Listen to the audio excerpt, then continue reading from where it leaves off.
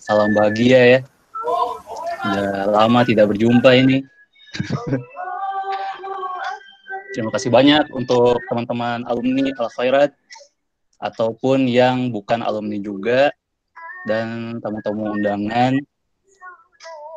Insya Allah ini langsung dibuka saja atau masih sapa-sapa dulu nih? Di sapa-sapa dulu aja nggak apa-apa.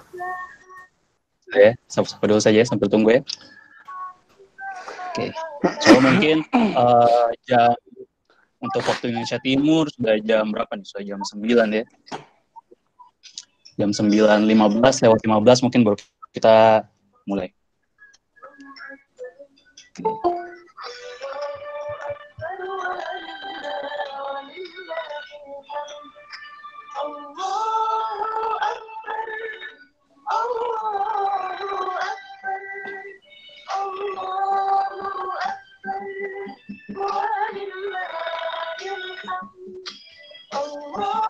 Oh iya, bagi teman-teman yang baru gabung, jadi Rumah Kajian Al-Khair ini sudah mengadakan beberapa kajian.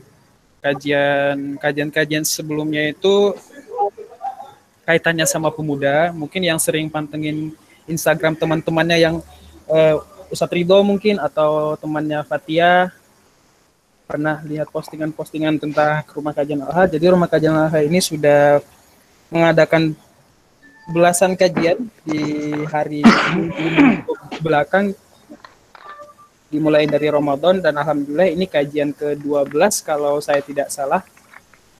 Jadi Masya Allah ya Rahmat Gali. Bukan Rahmat Gali, Mas Ardi. Masya Allah ya. Semoga ini Rahmat Gali nih baru datang nih, baru ikut di kajian ini nih. Iya, benar sekali. Benar sekali. Sibuk bikin lagu Mas Ardito. Waduh.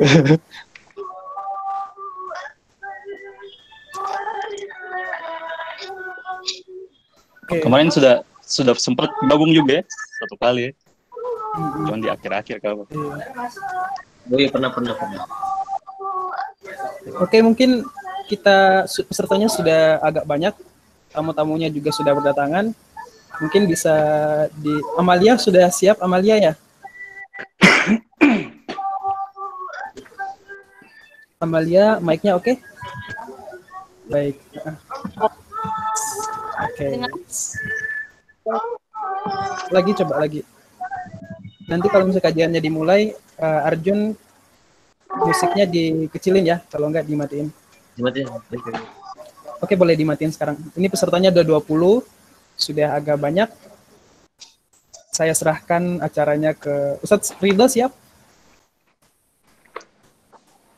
Oke, saya serahkan ke Mas Ardito Prawono, Rahmat Gali Olong. Selamat bertugas. Baik. Assalamualaikum warahmatullahi wabarakatuh.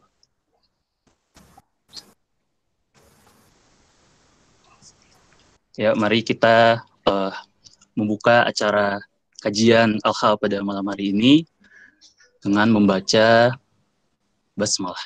Bismillahirrahmanirrahim. Untuk teman-teman semua yang sudah hadir, terima kasih banyak. Salam hormat kepada Pak Cokro sebagai guru besar kita semua, teman-teman Al-Khairat. Dan untuk Ustazah Ida yang mungkin belum hadir dan guru-guru yang lain. Dan terima kasih juga atas waktunya kepada teman-teman alumni, teman-teman Al-Khairat, dan teman-teman semua tamu undangan yang sudah hadir pada malam hari ini. Nah, insya Allah pada malam ini kita akan membuka suatu kajian ya, yang berjudul Paham Dulu atau Amal Dulu. Nah, banyak nih beberapa pertanyaan di antara kita semua ketika kita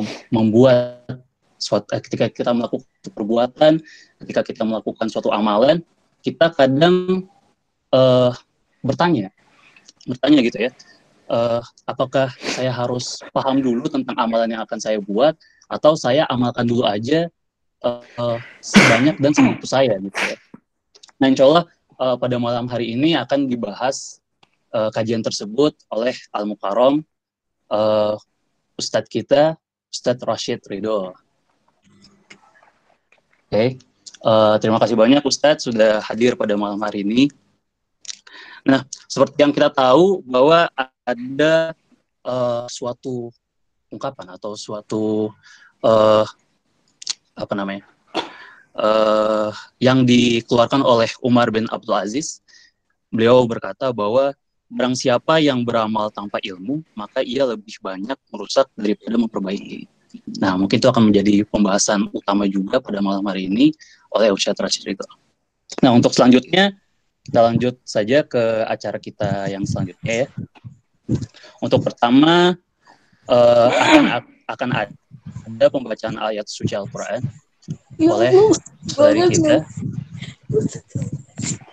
oleh saudari kita, Ukhti Amalia Ana Agustina. Kepada Ukhti, dipersilahkan waktu dan tempatnya.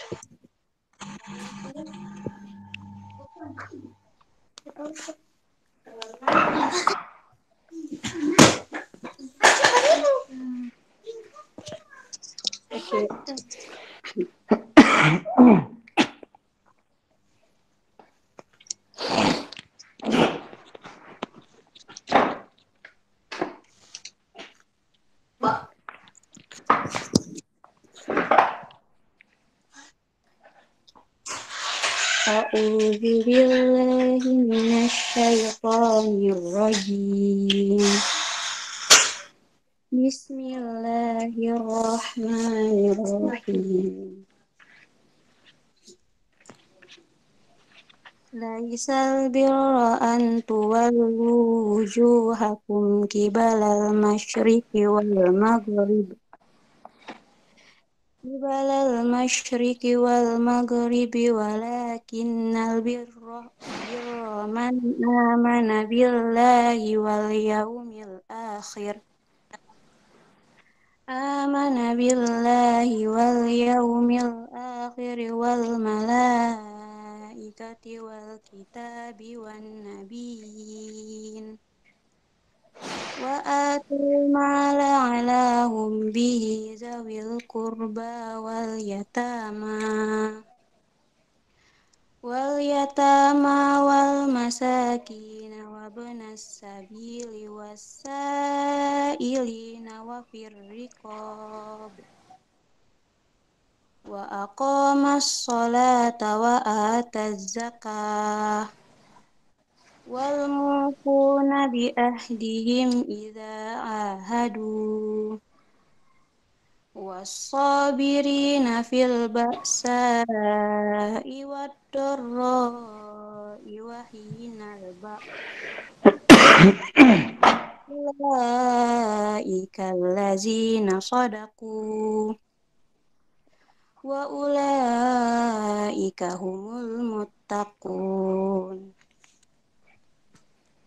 Artinya, kebajikan itu bukanlah menghadapkan wajahmu ke arah timur tetapi kebajikan itu ialah orang yang beriman kepada Allah, hari akhir, malaikat-malaikat, kitab, dan nabi, memberikan harta yang dicintainya kepada kerabat, anak yatim, orang-orang miskin, orang-orang dalam perjalanan atau musafir, peminta-minta, dan untuk memerdekakan hamba sahaya yang melaksanakan sholat dan menunaikan zakat, orang-orang yang menepati janji apabila berjanji, dan orang-orang yang sabar dalam kemelaratan, penderitaan, dan pada masa peperangan.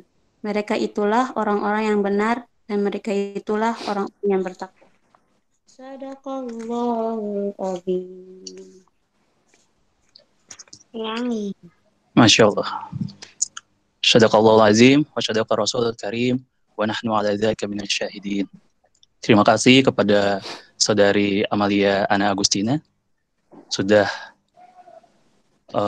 membacakan ayat suci Al-Quran yang indah. Selanjutnya kita langsung aja masuk ke acara inti kita pada malam hari ini dengan judul Kajian Fikih Prioritas, Paham Dulu atau Amal Dulu. kepada Al-Mukarram Ustadz Pak Syafrido Masyuara. Dipersilahkan.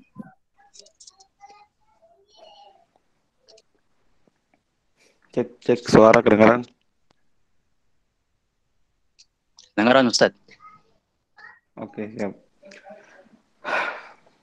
Bismillahirrahmanirrahim. Alhamdulillahirabbil alamin.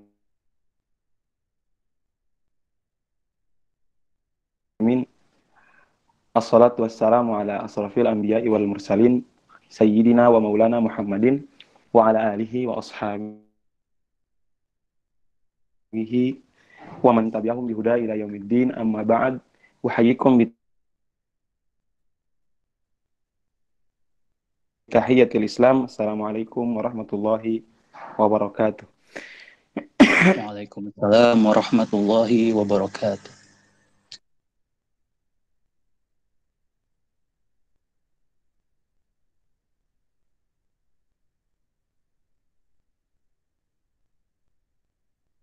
Subhanahu wa ta'ala. Ya, puji syukur senantiasa kita panjatkan kehadirat Allah Subhanahu wa ta'ala karena berkat merasakan dan nikmat yang paling terbesar dari semua nikmat yang Allah Subhanahu wa ta'ala berikan adalah nikmat iman dan nikmat ihsan dan juga nikmat Islam. Dan dengan nikmat itulah kita semua bisa berkenalan, bertemu, dan saling bertakaful atau saling merasa terbebani satu sama lain. Ketika satu sakit, maka yang satu juga merasakan sakit. Itu adalah salah satu nikmat terbesar, itu nikmat ukhuwah Islamiyah. Kemudian sholawat berserta salam senantiasa kita haturkan, kita panjatkan kepada baginda kita, Nabi Yana Muhammad sallallahu alaihi wasallam, karena dengan kekokohan beliau, karena dengan perjuangan beliau, keikhlasan beliau, kehebatan beliau dalam memahami skala prioritas, akhirnya kita bisa merasakan 1,2 juta muslim yang ada di dunia hari ini. Itu semua, maka sepatutnya kita sebagai umatnya, yang mengaku sebagai umatnya, harus selalu menimbulkan rasa cinta kita kepada Nabi Muhammad Sallallahu Alaihi Wasallam dengan selalu bersolawat kepada Nabi Muhammad Sallallahu Alaihi Wasallam. Allahumma sholli wa sallim wa barik ala Muhammad wa ala alihi wa sahbihi wa barik wasallam. Alhamdulillah, di pertemuan kita hari ini kita akan membahas tentang salah satu dari fikih paling utama, gitu. Fikih prioritas, atau mana yang lebih duluan dulu. Yang pada tema hari ini yang akan kita bahas adalah ilmu dulu atau amal dulu. Seorang yang kemudian menjadi seorang praktisi ekonomi misalnya, atau kemudian seorang dokter ahli bedah misalnya, dia tidak akan bisa mencapai di tahap-tahap dalam memahami apa yang kemudian akan menjadi keahliannya. Seorang gubernur tidak mungkin dia akan menjadi gubernur kalau misalnya dia tidak tahu ilmu tentang perpolitikan. Itu untuk hal yang sangat besar gitu kan. Untuk hal yang bersifat menjadi pemimpin daerah atau enggak untuk menjadi seorang praktisi atau pakar gitu. Tapi kemudian dalam keseharian kita juga, dalam kegiatan kita dalam keseharian kita, kemudian kita akan dihadapkan dengan memahami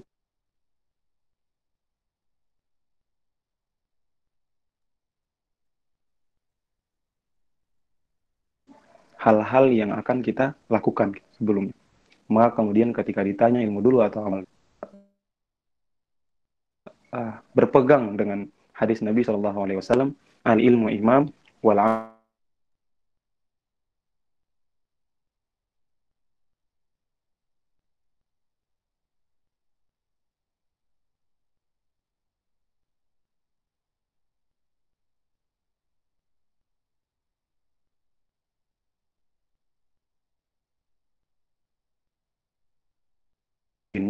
dan kemudian amal yang mengikutinya gitu.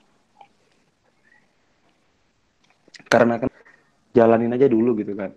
Udah kerjain aja dulu. Masalah bener udah kerjain aja.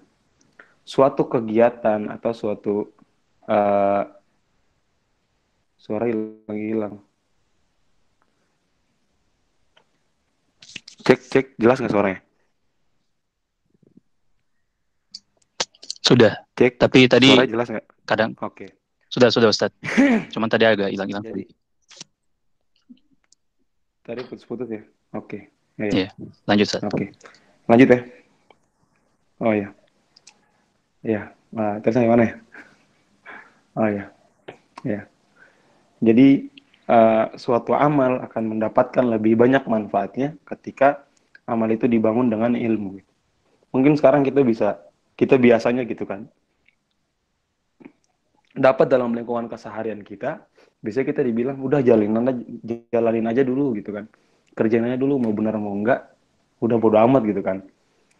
Di sini bisa dibilang apa ya? Ada kemungkinan lebih banyak gagalnya daripada benarnya gitu kan. Soalnya tingkat kepasrahannya lebih tinggi gitu daripada tingkat bahwa ini akan sukses gitu kan dalam suatu pekerjaan misalnya. Maka kemudian pekerjaan yang atau apapun itu yang kemudian dirancang dari awal gitu kan. Mana kita dengan rancangan itu pastinya ada ilmu di dalamnya, kita mengetahui bahwa langkah-langkah apa yang harus dilakukan ke depannya, itu kemudian akan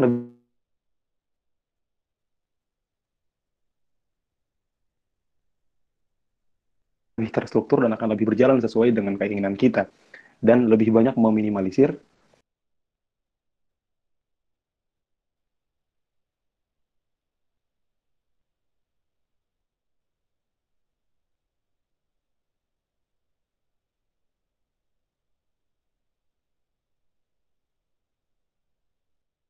tentang hal apa yang kita lakukan. Mimma yuslih. Jadi barang siapa man amilah, barang siapa yang melakukan perbuatan fi ghairi ilmin, tanpa ilmu, kana yufsiduhu akthar mimma yuslih. Apa?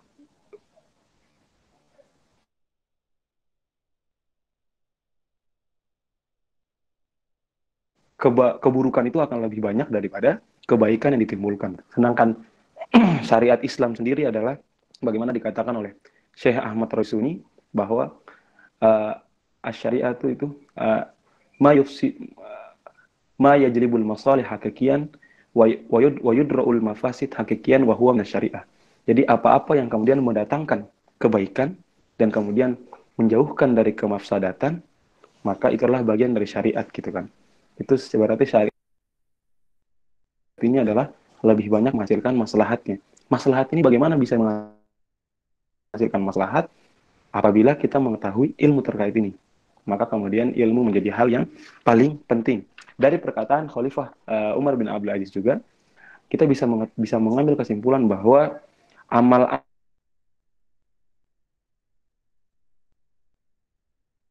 yang baik sekalipun ketika kita tidak memulainya dengan perencanaan, mulainya dengan ilmu,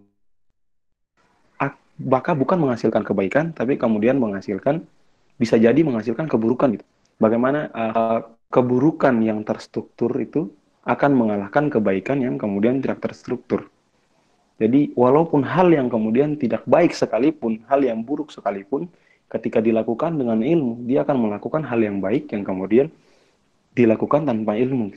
Contohnya ketika orang pengen bersedekah misalnya. Orang pengen bersedekah, tapi dia tidak tahu gitu kan. Ilmu tentang sedekah, bahwa sedekah itu harusnya pakai harta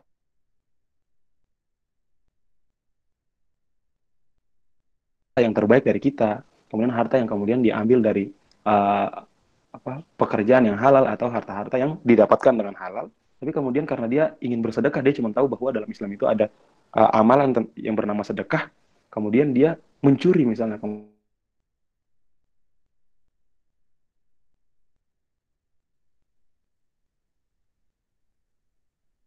Kemudian mencuri itu dengan niat untuk bersedekah. Bagaimana Allah Subhanahu wa taala berfirman,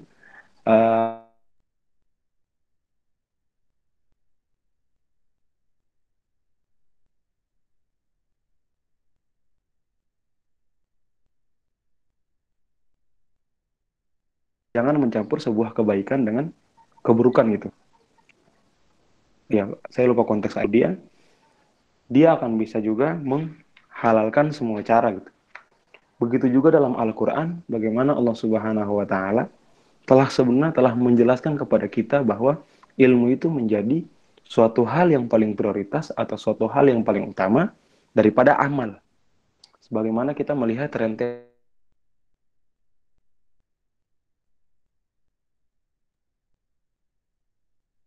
wahyu yang diturunkan.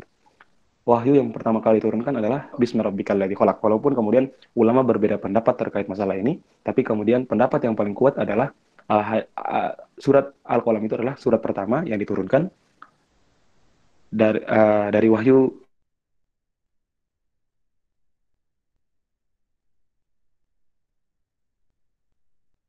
dari Allah Subhanahu wa taala. Kemudian diturunkan oleh Allah Subhanahu wa taala, Iqra bismi rabbikal ladzi khalaq. Membaca itu adalah sumber ilmu kan, kata orang membaca adalah jendela dunia gitu kan. Nah, berarti membaca ini adalah sebuah ilmu. Kemudian setelah itu baru amal. Kemudian Allah Subhanahu wa taala berfirman, "Ya ayyuhal muddatsir, kum fa'anzir" kan. "Wa rabbaka fakabbir, wa siyabaka fatahhir" gitu kan. Jadi, ya ayyuhal muddatsir, wahai orang yang berselimut gitu kan. Kum fa'anzir, berdirilah dan kemudian memberikan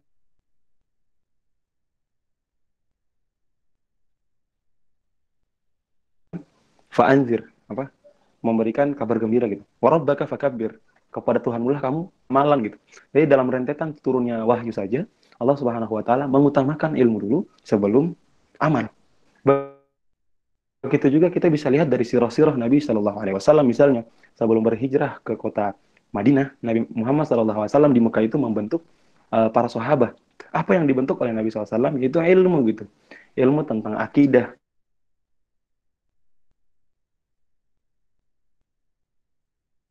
Karena antum bisa lihat di dalam Al-Quran yang bersifat makiyah atau yang turun di kota Makkah itu kebanyakan tentang ya ayyuhalladzina amanu. Antum kalau ayat-ayat yang berkenaan ya ayyuhalladzina amanu itu pasti turun di Makkah. Jadi emang di Makkah itu Rasulullah SAW menguatkan ilmu tentang ketuhanan dulu. Baru kemudian mereka beramal dengan dalam negara, kemudian berhijrah ke Madinah dan kemudian membuat negara Madinah dan akan banyak sekali bekerja di situ ya, karena dalam ketika membentuk negara pasti banyak kerjaannya gitu. Kemudian mereka membangun negara itu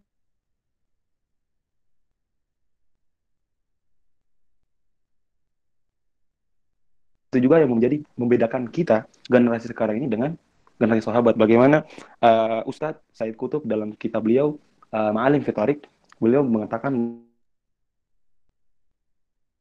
bahwa bedanya kita dengan sahabat itu ada dua hal pokok yang menjadi perbedaan. Yang pertama adalah masdar atau bisa dibilang tempat kembali kita. Kalau sahabat mereka langsung mendapatkan dari Rasul Shallallahu Alaihi Wasallam, wahyu yang turun dari Allah Subhanahu Wa Taala kepada Rasul, kemudian sahabat mengambilnya dari Rasul SAW. Jadi cuma satu perantara ke Tuhan gitu kan, dari cuman Rasul kemudian ke Allah Subhanahu Wa Taala gitu, kemudian Rasul menjelaskan kepada para sahabat. Dan yang kedua adalah para sahabat itu mereka mengambil ilmu untuk diamalkan. Itu beda kita dengan para sahabat zaman dulu gitu. Kalau kita sekarang mungkin banyak dari kita yang kemudian punya ilmu terkait itu, tapi kemudian seperti tidak mengerti gitu. Kita kemudian punya ilmu tentang nggak boleh minuman keras, dan kita nggak boleh. Kita tahu nih kalau minuman keras tuh nggak boleh gitu kan misalnya. Terus kemudian kita pura-pura nggak tahu gitu. Nah itu yang membedakan kita. Makanya kemudian Rasulullah SAW bersabda, khairul quruni qarni tsummal ladzina yalunahu tsummal ladzina yalunahu. Sebaik-baik kaum adalah kaumku. Kemudian setelahnya tsummal ladzina yalunahu.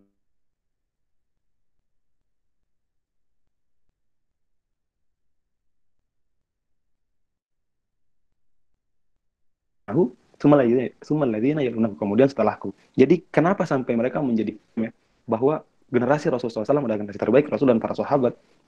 Rasulullah SAW memproklamasikan itu karena seperti tadi para sahabat itu mereka langsung mengambil daripada Rasul, dan kemudian di poin kedua mereka ketika mendapatkan ilmu mereka bukan ambil hanya untuk tahu saja, tapi kemudian ilmu yang mereka dapatkan untuk diamalkan.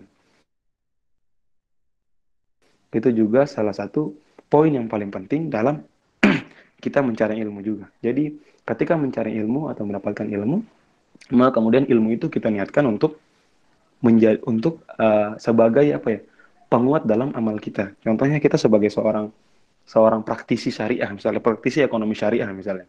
Kita seorang praktisi ekonomi syariah, maka ilmu yang kita dapatkan itu untuk menunjang ekonomi umat misalnya, untuk membantu orang-orang yang lemah, membantu bank-bank syariah, atau kemudian kalau misalnya kita seorang ilmuwan, maka kemudian kita membantu untuk meneliti yang hasilnya untuk kemaslahatan umat gitu kan. Nah, itu semua bagaimana kita bisa menjalankan ilmu yang kita dapatkan pada tracknya yang benar gitu kan, pada relnya yang benar.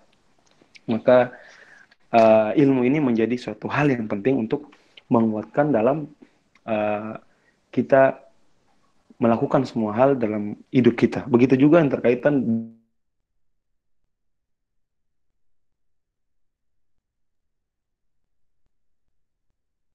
dengan ibadah. Mungkin kita semua tahu bahwa awal dari ibadah itu niat kan. Niat, iya benar. Awal dari ibadah niat itu akan cuma jadi niat ketika tidak ada ilmu di dalamnya. Contohnya antum kita sholat contohnya. Kita tahu sholat itu wajib gitu kan. Tapi kemudian kita tidak tahu ilmu tentang sholat gitu kan. Kita cuma tahu bahwa di sholat itu ada takbir, kemudian ada ruku, ada sujud. Ya udah kita cuma takbir, habis itu kita ruku, habis itu kita sujud, ya tidak dan sebagainya gitu. Tapi sebenarnya ada hal-hal yang wajib seperti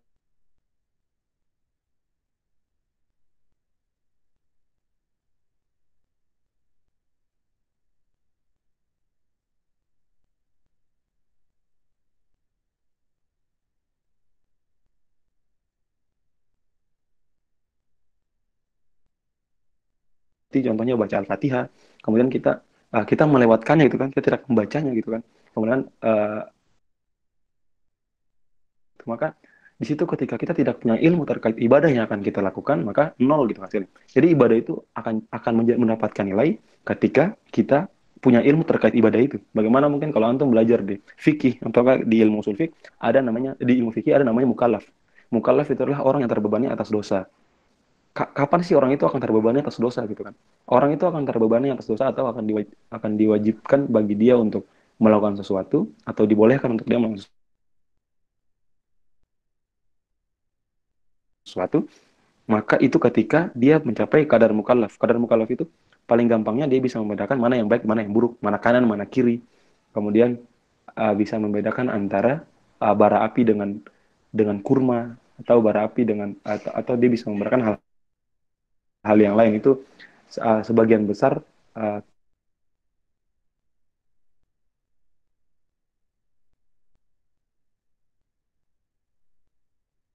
kriteria dari para ulama fikih. Jadi bisa disimpulkan bahwa tidak dapat tidak mendapatkan beban sebagai seorang mukallaf, atau mereka tidak dapat dosa karena mereka tidak punya ilmu di situ. Mereka kemudian Allah angkat, contohnya orang gila gitu kan, Allah angkat pengetahuannya gitu kan. Orang gila kan gitu, dia nggak tahu apa, asal kerjain aja udah. Anak kecil juga seperti itu kan, dia belum punya kemampuan. Tapi kemudian seseorang yang kemudian sudah memiliki kemampuan, kemudian dia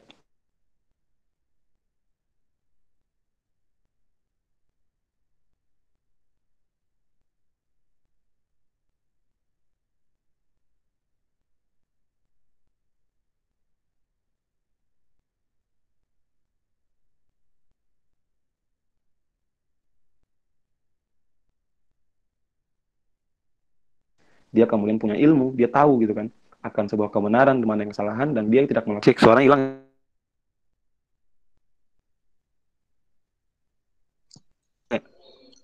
Agak putus-putus, Ustadz. Cek, jelas? Iya, cuman beberapa saat tiba-tiba putus lah, tapi masih nyambung. Sekarang gimana? Iya, sudah. Oke. Maaf nih, sinyal di Sudan apa ya. Jadi jadi emang apa? Emang tadi. Oh ya. Jadi emang ilmu ini menjadi hal yang paling penting buat kita semua dalam keseharian kita, dalam beribadah ibadah itu juga menjadi hal yang sangat-sangat penting. Bagaimana dalam syair Arab yang artinya bukan, yang artinya adalah keutamaan seorang yang berilmu daripada seorang alim daripada abid, itu seorang yang berilmu daripada ahli ibadah itu seperti bulan di antara para bintang. Di malam hari antum bisa lihat kan bulan itu mempunyai kemudian bercahaya gitu kan, memberikan cahaya kepada bumi.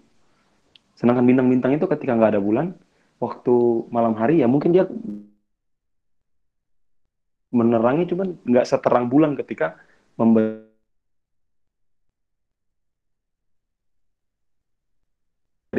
cahayanya kepada bumi. Itulah perumpamaan seorang yang berilmu daripada seorang yang beribadah. Pun dia banyak, tapi kemudian dia tidak punya manfaat yang lebih orang lain itu kan, beda dengan orang yang punya ilmu. Orang yang punya ilmu itu dia punya pendidikan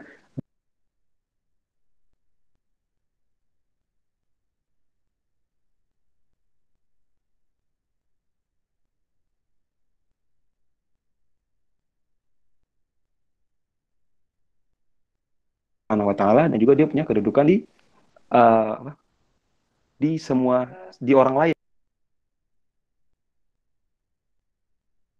yang kemudian memiliki ilmu gitu kan. Maka dari itu ilmu ini menjadi hal yang sangat penting lagi. Allah SAW kemudian bersabda, man yuridillahu bi khairan yufaqihu fid din. Barang siapa yang kemudian Allah Subhanahu wa taala menginginkan kepada dia sebuah kebaikan, maka akan difahamkan baginya agama. Ini juga menandakan bahwa ketika kita mendapatkan kebaikan dari Allah Subhanahu wa taala, kebaikan yang paling besar daripada kebaikan-kebaikan yang kita dapat adalah bagaimana Allah Subhanahu wa taala memahamkan kita atas agamanya gitu. Yarfa'illahu alladziina man yuridillahu bi khairan yufaqihu fid-din. Nah, maka ilmu ini menjadi sangat penting, menjadi hal yang paling penting untuk kita dalam setiap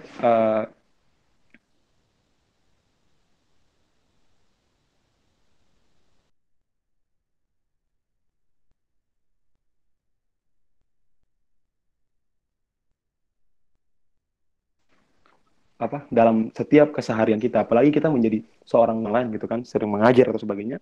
Maka bagaimana Allah Subhanahu wa taala pernah berfirman, walakin kunu rabbaniyina bima kuntum tu'allimuna al-kitab wa bima kuntum tadrusun. Di sini ada kata rabbaniyina. Rabbaniyina artinya adalah sebagaimana tafsir As-Sa'di, yaitu annas bisigari ilmi qabla al-kibari. Jadi ketika kita menjadi seorang pengajar misalnya, karena di sini banyak teman-teman yang kemudian mengajarkan, menjadi seorang pengajar, maka kemudian kita memiliki pastinya harus memiliki ilmu tentang apa yang harus kita ajarkan, dan juga kita harus mengajarkan orang itu robbaniyina. Robban itu Robbi itu artinya bisa diartikan juga adalah mengayomi gitu kan. Makanya antum bisa dapat namanya murabbi. Murabbi itu bukan hanya orang yang kemudian memberikan ilmu, tapi juga dia yang kemudian menjaga gitu kan, mutarabbinya, orang-orang yang kemudian dia jaga. Mungkin kalau misalnya antum di pesantren kan, ada yang lulusan pesantren mungkin merasakan gitu kan bagaimana kita dirabbi, kita dijaga itu oleh ustadz-ustadzah kita di pesantren. Nah, itu namanya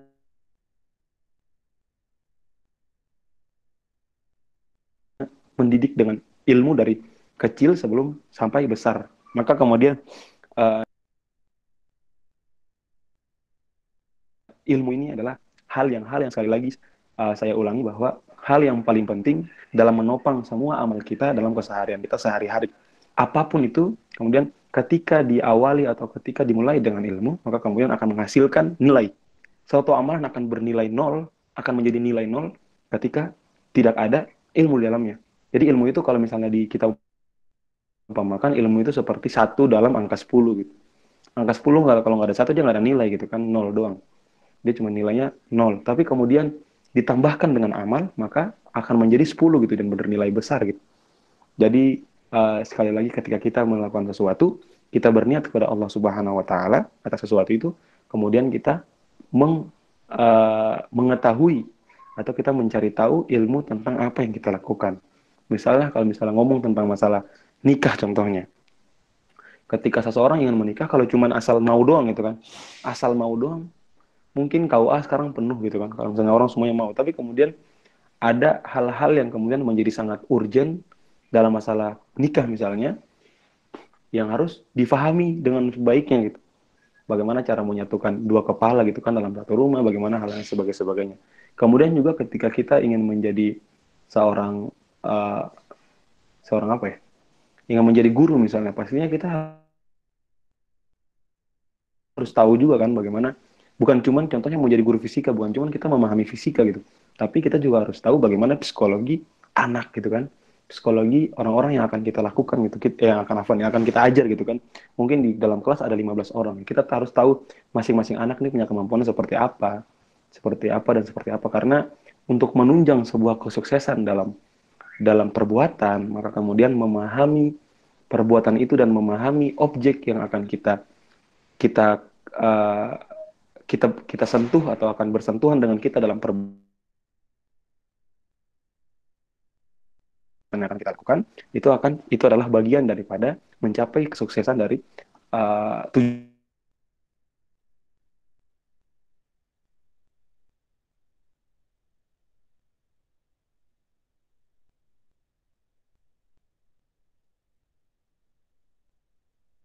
tujuan yang telah kita rancang.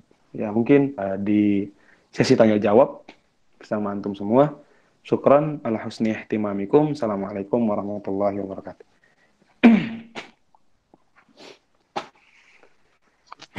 Waalaikumsalam warahmatullahi wabarakatuh. Terima kasih Ustadz. Oke teman-teman semuanya, seperti itu ya, apa yang sudah diberitahukan, dinasihati oleh Ustadz kita, Ustadz Rashid Ridho. Semoga apa yang telah diberikan tadi bisa teman-teman semua dapatkan ilmunya ya. Nah, dari hasil pembahasan tadi yang sudah diberikan oleh Ustadz, seperti yang kita tahu ada beberapa poin penting yang sudah kita dengar di situ ya. Salah satunya seperti suatu kemampuan manusia ketika dapat mengetahui yang benar dan yang salah, dan dia berusaha untuk bisa melakukan atau mengamalkan hal tersebut gitu ya. Yang tadi Ustadz bilang itu mukallaf gitu ya. Nah, dan Ustadz juga setelah membahas beberapa hadis yang membahas tentang amal dan ilmu, di mana seorang manusia harus memiliki ilmu terlebih dahulu ketika dia ingin mengamalkan sesuatu. Takutnya ketika mengamalkan suatu perbuatan atau suatu amalan tidak dilandasi oleh ilmu, malah akan berakibat fatal nantinya ya. Nah, untuk teman-teman semuanya, boleh sekarang kita masuk ke sesi tanya jawab. Nah, untuk yang baru datang mungkin yang belum kenal pemateri kita pada hari ini, yaitu Ustadz Rashid Ridho Maswara. Beliau adalah salah satu mahasiswa dari universitas di Sudan, Khartoum, Sudan ya Ustadz ya.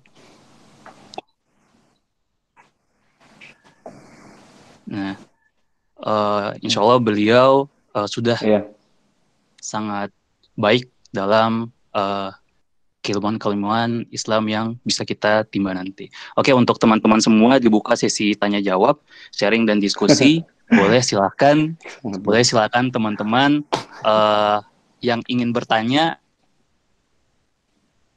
langsung saja atau lewat chat juga boleh. Di chat grup di chat Gmeet ini ya. Boleh silakan. Ada yang ingin bertanya?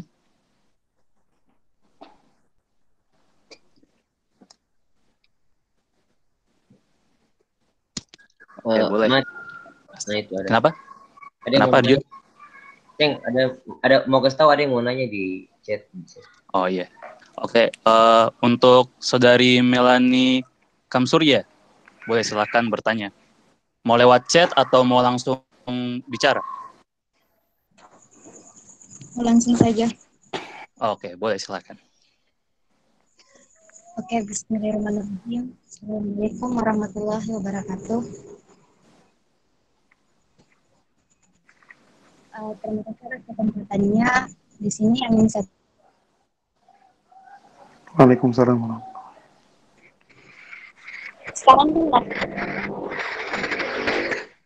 sekarang kan lagi apa namanya ada dibagikan di story-story teman-teman, ada yang membagikan tentang paket puasa combo dan lain sebagainya. Kayak sekarang kan lagi puasa Asyura dan lain sebagainya. Sedangkan kami pribadi terbiasa melakukan puasa Daud, merutinkan puasa Daud. Terus di sini kami sendiri tidak ingin terlewatkan puasa yang dimana mulai dari Kamis kemarin sampai nyambung Asyura dan apa lagi satu saya lupa, terus ke Ayamul Bid. Bolehkah kami tinggalkan dulu Daudnya dan lanjut? Mungkin itu saja yang ingin saya sampaikan. Assalamualaikum warahmatullahi wabarakatuh. Oke, Thaib. Salam. Boleh silakan Ustadz Ya, jawab. ini juga bismillahirrahmanirrahim. Terima kasih.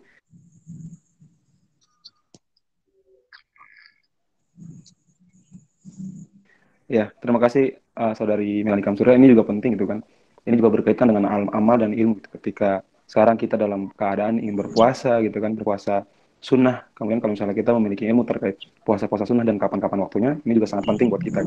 Kalau misalnya kita punya puasa Daud dan kemudian ingin berpuasa sunnah yang lainnya, memang dalam mazhab Syafi'i, karena anak sendiri lebih condong sebagaimana mayoritas kaum muslimin di Indonesia condong dengan mazhab Syafi'i, maka anak pribadi juga condong dengan mazhab Syafi'i gitu, biar nggak berbeda dengan yang lain. Takutnya kalau misalnya pulang ke Ambon tiba-tiba sholat sing pakai apa sih namanya, nggak pakai kunut di subuh, takutnya dikirain sesat atau gimana kan. Makanya saya bermazhab Syafi'i gitu. Nah, dalam mazhab Syafi'i sendiri, untuk gabungan antara contohnya kita Yaumul Bid kemudian digabung dengan Asyura misalnya, atau enggak dengan Tasu'ah, nah itu kemudian, atau enggak dengan puasa Senin Kamis, itu kemudian nggak boleh gitu kan, nggak boleh dalam satu amal digabung dua niat. Tapi kemudian Imam Ar-Romli dalam Nihayatul Muhtaj, mungkin nanti antum buka kitab Nihayatul Muhtaj karya Imam Ar-Romli rahimahullah taala. Jadi beliau mengatakan ketika kita menggabungkan dua niat itu, ketika kita ingin melakukan suatu amalan, misalnya kita melakukan amalan dari puasa puasa Tasu'ah, atau enggak kita nih udah biasa puasa Daud, kemudian pas banget hari itu jadwal kita puasa Daud plus ada Asyura, maka ketika kita berniat Asyura, maka insya Allah kita juga akan mendapatkan pahala dari puasa Daud kita. Begitu juga dengan kalau misalnya kita belum membayar puasa gitu kan, contohnya kita emang pas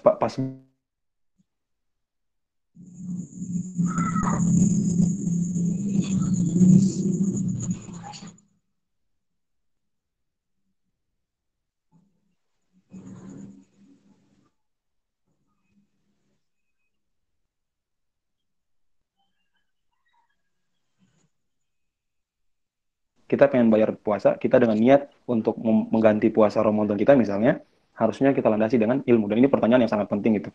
Ini pertanyaan yang sangat penting sekali untuk teman-teman sekalian tahu, karena sekarang memang lagi apa ya, combo puasa dari hari Kamis ini, gimana? Nggak puasa hari Kamis ini, dari hari Kamis, kemudian nanti sampai hari, kalau di Indonesia mungkin untuk Asyura hari Sabtu, kalau kita di Sudan hari Ahad Asyuranya. Jadi seperti itu. Cuman itu tadi Anda juga sempat sudah sudah mengirimkan tulisan terkait puasa hari Sabtu. Namun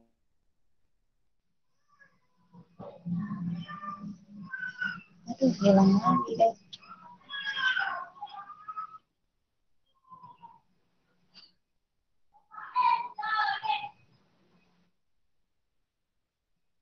suaranya hilang.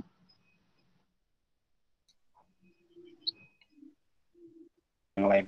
Wallahu a'lam bishawab. Tadi suaranya putus Ustadz. Pan Ustadz, saya tidak tahu apa dibilang sama Ustadz. Jadi saya tidak dapat jawaban pastinya. Karena pada saat Ustadz ngomong suaranya hilang dan tidak ada lagi. Tit.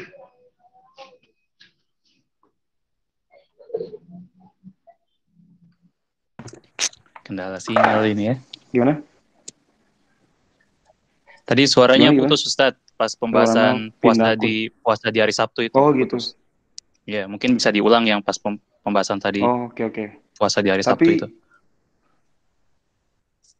Puasa di hari Sabtu. Terus selanjutnya itu mungkin boleh diulang. Maksudnya? Tapi tadi ada tadi poin dari pertanyaan sudah masuk ya? Oh, iya. Poin dari pertanyaannya udah dengar nggak tadi poin dari pertanyaannya? Putus-putus Ustadz. Kan pertanyaan saya tuh Putus ya Allah. Oke. Open Ustadz sebentar. Pertanyaan saya tuh gini, ketika mungkin Iya. kami pribadi sudah melakukan Apakah harus ditanggal?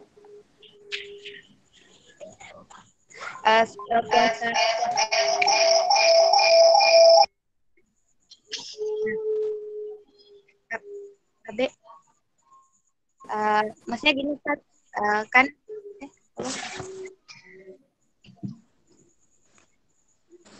Gimana? maksudnya gini, kan ketika puasa Daud itu dilakukannya mulai dari Senin terus Rabu, terus pas Kamisnya informasi tentang combo puasa itu. Nah, jadi tidak namanya puasa itu mulai lagi di Kamis sampai 8 hari full gitu. Boleh tidak seperti itu? Iya. Iya, jadi Nggak apa-apa. itu sih ini. Ini kalau misalnya mulai kan kamu berarti kalau misalnya mulai puasa Daudnya dari hari Senin, kemudian kan pasti hari Selasa. Hari Selasa pasti hari Kamis kan? Afwan. Hari Senin berarti hari Rabu. Jadi hari Rabu lagi hari Kamis, terus kemudian hari Sabtu boleh nggak apa-apa?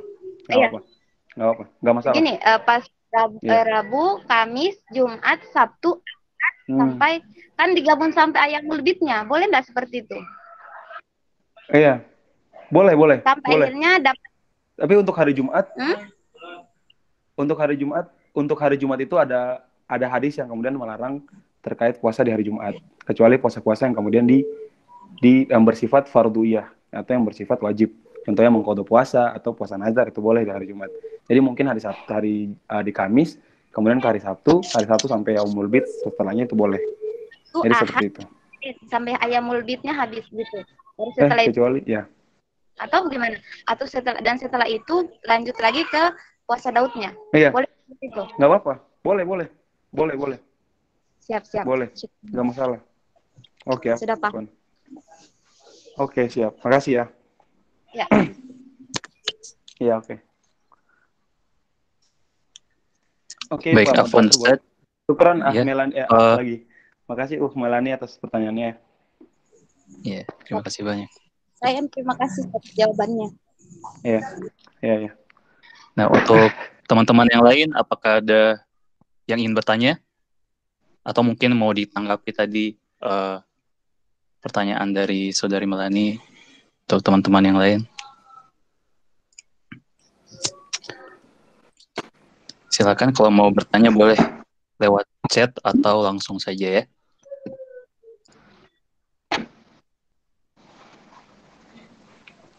Oke, boleh.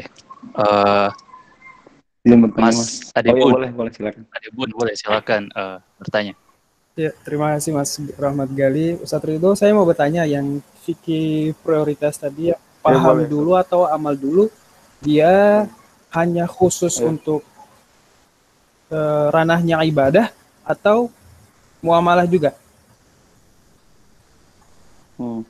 Oke. Ya. Oke, bismillahirrahmanirrahim. Jadi sebenarnya bagaimana yang disampaikan tadi oleh yang tadi sudah saya singgung dan juga Mas Moderator sudah singgung terkait perkataan dari Khalifah Umar bin Abdul Aziz, "Man amila fi ghairi ilmin kana yufsiduhu aktsar mimma yuslih." Jadi barang siapa yang kemudian melakukan perbuatan tanpa ilmu atau melakukan amalan tanpa ilmu, maka kemafsadatannya atau keburukan akan lebih banyak dihasilkan daripada sebuah kemaslahatan atau kebaikan. Jadi konteks ini bukan hanya bersifat dalam ranah ibadah saja, tapi kemudian dalam ranah muamalah juga seperti itu. Apalagi kita sebagai seorang muslim, setiap muamalah kita pastinya bernilainya ibadah gitu. Karena ketika kita berniat dalam setiap muamalah kita, pastinya kita berniat untuk Allah Subhanahu wa taala gitu kan, sebagai konsekuensi syahadat kita, dan juga sebagaimana yang sudah kita ucapkan di setiap salat kita, inna hayati wa mamati lillahi rabbil alamin. Jadi setiap hidupku dan matiku untuk Allah Subhanahu wa taala. Maka setiap ibadah, walaupun ibadah mahdhah, kalau dalam fikih biasanya kita kenal dengan ibadah mahdhah atau ibadah yang berkaitan dengan ketuhanan ya, bukan ibadah ketuhanan sih, ibadah semua berkaitan dengan ketuhanan, cuman ibadah mahdhah ini seperti ibadah yang dikhususkan seperti zakat, haji, sholat 5 waktu, itu namanya ibadah mahdhah. Kemudian ada ibadah ghairu mahdhah atau ibadah-ibadah yang sifatnya muamalah, tapi kemudian kita niatkan lillahi ta'ala, maka dia kemudian menjadi ibadah.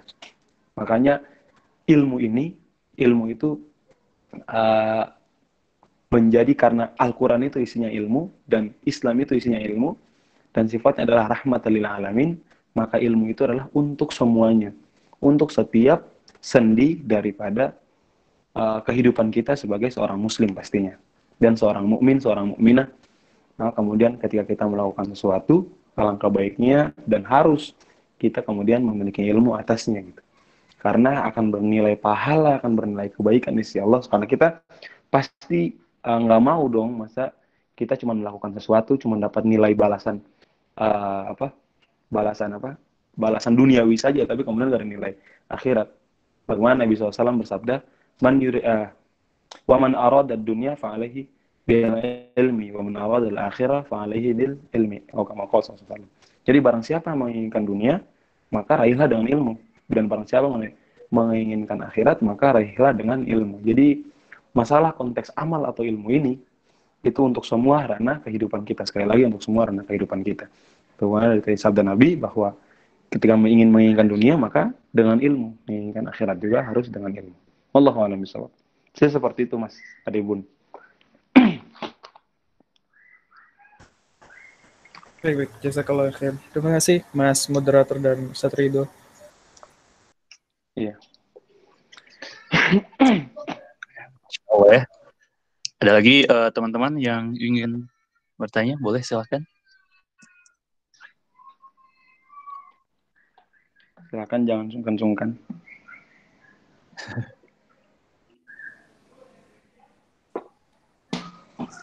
Ayo langsung saja, tanya saja semuanya ya.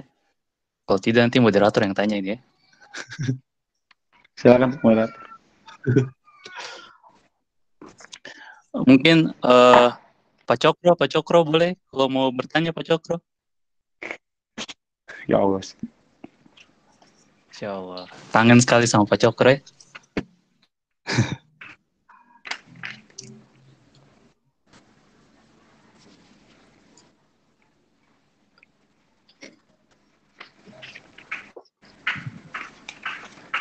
Oke.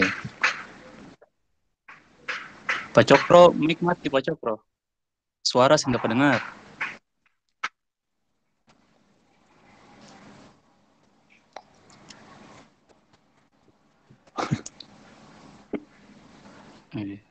Agak putus-putus juga ya.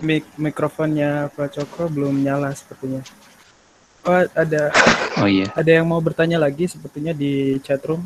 Ada yang mau? Mas Ardito, ada yang. Oh boleh. Boleh.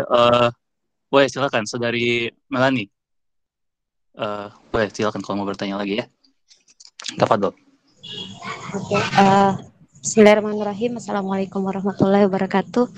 Terima kasih atas kesempatannya. Yang ingin saya tanyakan sih tentang lebih spesifik tentang ini judulnya ini ya, tentang ilmu dulu atau amal dulu. Contohnya gini. Iya. Punya teman gitu kan, punya teman dan dia belum berjilbab gitu kan. Terus dia belum ilmunya gitu. Dan kita memberitahu ke dia bahwa jilbab itu Oh. wajib. Iya. Kita menyampaikan ke dia bahwa jilbab itu wajib, ayo berjilbab gitu. Apa yang dilakukan itu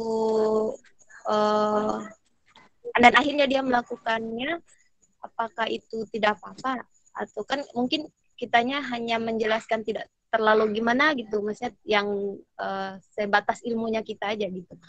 Dan akhirnya teman pun tergerak hatinya dan melakukannya, dan dia sendiri juga belum terlalu paham tentang jilbab itu sepenuhnya gitu. Apakah itu boleh, dan akhirnya teman itu melakukannya. Oh, mantap. Mantap. Oke. Bismillahirrahmanirrahim.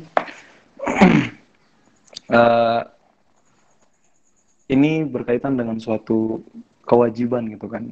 Begitu juga dengan sholat. Gitu. Kita nggak mungkin, kita pertama tahu masalah sholat gitu kan, masalah wajibnya sholat, kemudian kita bersolat, kemudian kita melakukan sholat. Begitu juga dengan berjilbab. Yang paling pertama ilmu yang kita tahu bagaimana diwajibkannya kita untuk berhijab untuk yang wanita gitu. Kemudian kalau misalnya Mas Adebun atau Mas Rahmat Gali pengen berjilbab, ya itu nggak boleh, soalnya itu bukan di dalam ranah beliau sebagai seorang laki-laki kan. Tapi kemudian sebenarnya yang paling utama itu dia sudah mengetahui gitu kan, dia sudah punya ilmunya kalau jilbab itu wajib. Kemudian dia sudah melakukan kewajiban atas ilmu yang diketahui, dan nanti dia akan mendapatkan ilmu-ilmu selanjutnya dalam proses berlayarnya dia dengan jilbabnya itu kan. Nah, jadi sebenarnya kalau untuk hal-hal yang wajib ini, karena bentuknya sebuah kewajiban, jadi memang harus kita mempelajari dan kemudian mengamalkan sesuai satu. Jadi maksud ilmu dulu di sini bukan berarti kita harus tahu semuanya, enggak, karena itu ribet juga. Contohnya seorang guru matematika gitu ya. Kamu mungkin kan seorang guru matematika dia harus paham semua ya. Ada yang ilmu matematika dari akar sampai ujungnya matematika dia tahu semua kan, enggak. Jadi yang penting dia tahu bahwa berjilbab itu wajib, kemudian dia melaksanakannya, dan kemudian insya Allah dengan hidayah dari Allah Subhanahu Wa Taala, dengan rahmat dari Allah Subhanahu Wa Taala, kemudian dia mengetahui kewajiban-kewajiban yang lain yang harus dia dia penuhi gitu kan sebagai seorang muslimah atau sebagai seorang muslim. Mungkin seperti itu penjelasannya kurang lebih. Allahu a'lam bishawab.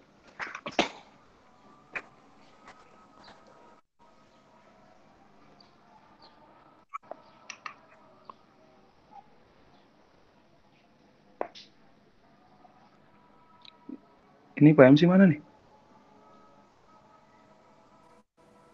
Assalamualaikum. Waalaikumsalam warahmatullahi. Waalaikumsalam. Assalamualaikum. Pak Cokro, silakan Pak Cokro. Silakan. Ya, terima kasih Saudari Melani Kamsurya.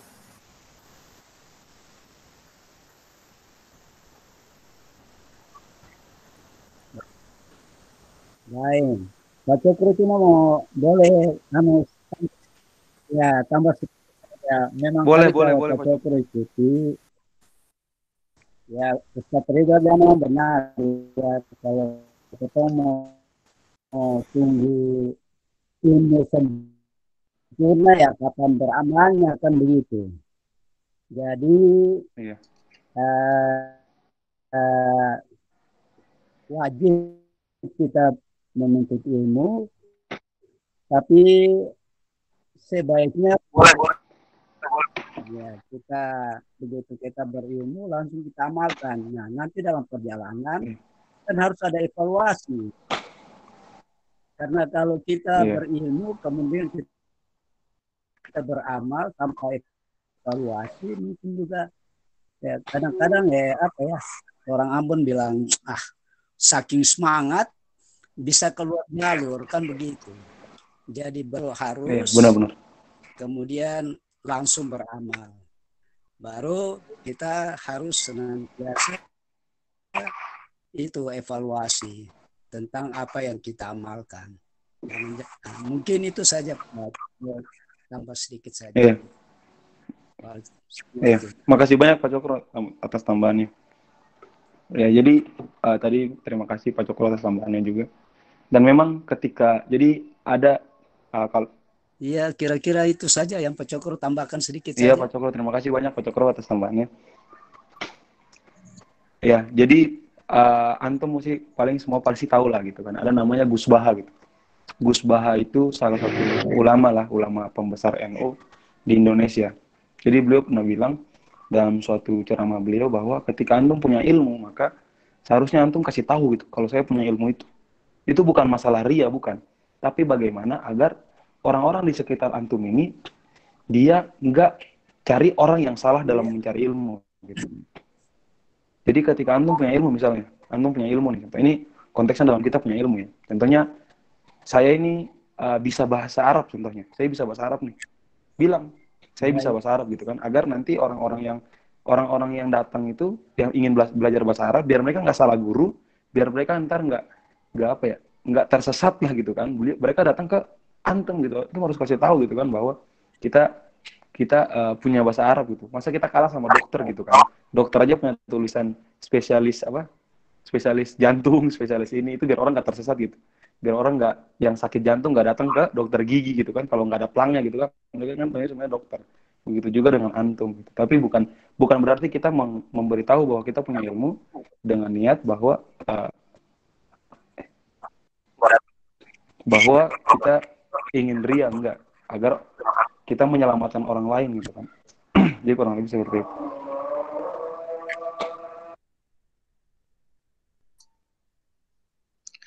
Baik, terima kasih banyak Pak Cokro, terima kasih banyak Ustadz. Nah, seperti itu ya teman-teman semuanya, bahwa ilmu itu benar-benar sangat penting ya. Nah, mungkin teman-teman semua ada yang mau bertanya lagi atau mau berdiskusi, mau menambahkan seperti itu? Boleh, silahkan.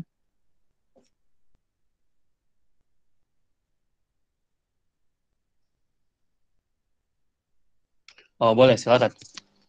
Saudari Fatia.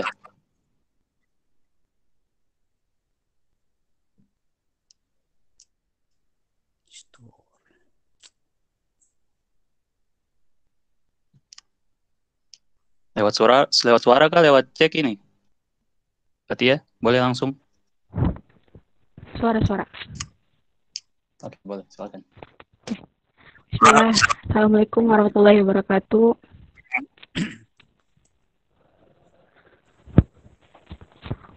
Pertama-tama, terima kasih buat Ustadz Ridho udah ngadain kajian dengan tema yang menarik.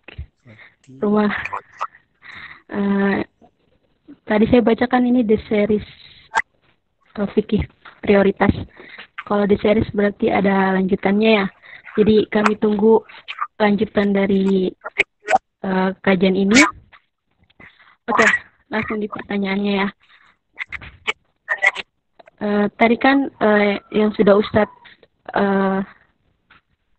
katakan bahwa garis besarnya yang saya ambil itu lebih baik tuh kita ada ilmu sebelum melakukan suatu amal. Ya, oke. Tentu gimana cara kita mendapatkan ilmu tentu dengan mencari ilmu. Salah satu cara mencari ilmu itu kan datang ke majelis ilmu. Ya. Yang ingin saya tanyakan adalah ketika misalnya ada seorang nih ketika diajak ke kajian ilmu, dia tuh bilang kayak gini, ya saya nggak ada waktu nih datang ke kajian.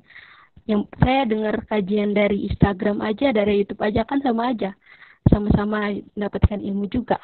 Nah, saya ingin bertanya pada Ustadz, gimana pendapat Ustadz tentang itu?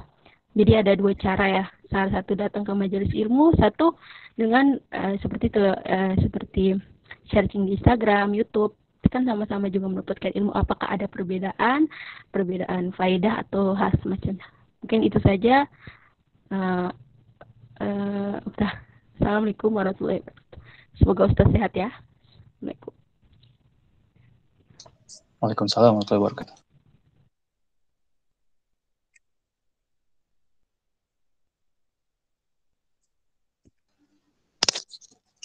Suaranya tidak terdengar, Ustaz.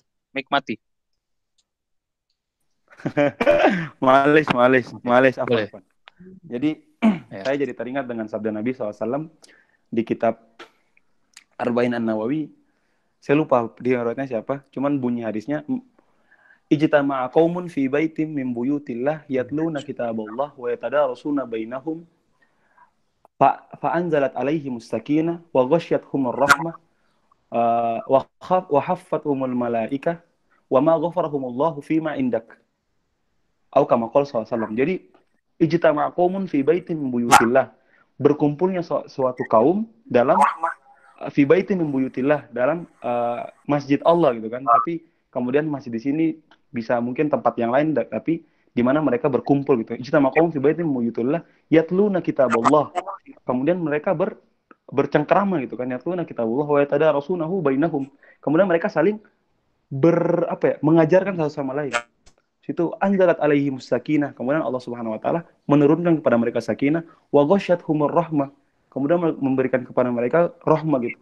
Wa haffathumul malaikah, kemudian malaikat itu menaungi mereka, wa ghafarahumullahu fima indak, kemudian Allah Subhanahu wa taala dengan malaikat-malaikat yang kemudian meminta ampun kepada Allah Subhanahu wa taala untuk mengampuni orang-orang yang kemudian ada di majelis ilmu itu.